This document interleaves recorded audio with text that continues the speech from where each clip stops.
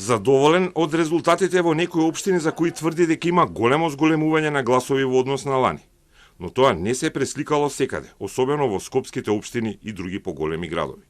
Лидерот на опозицијата во неколку реда на обраќањето во аеродром најави кадровски промени во партијата по вториот круг без прецизирање кој би настрадал во структурите на СДСМ.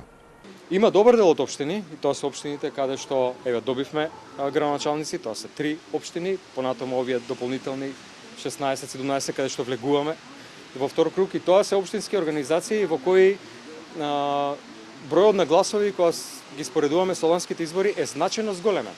Од друга страна има општини каде што тоа не се случи. И тоа е таа разлика.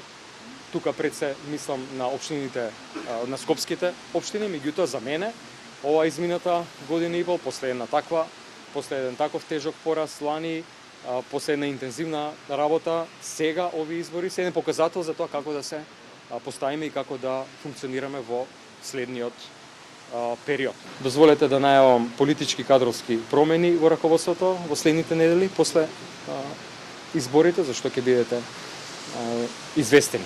СДСМ на советничките избори по општините освои 126.066 гласови и повторно падна во апсолутниот број гласови. Односно сега има за 26.000 гласови помалку од ланските парламентарни избори, или речиси двојно намалување од претходните локални 2021 кога стигнаа до 237.000 гласови.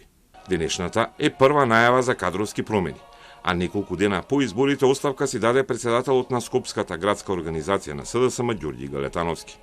Рибата смрди од главата, вели аналитичарот Благојче Атанасовски, по најавените кадровски промени во СДС. Тој потенцира дека лидерот Филипче ќе менува луѓе кои самиот ги постави, а партијата со него начело остварила најлош резултат, кој го нарекува под биолошки минимум за опстанок на се уште главната опозицијска партија. Граѓаните во моментот не ја гледаат како моќна опозиција која може да се спротивстави на власта, вели Атанасовски.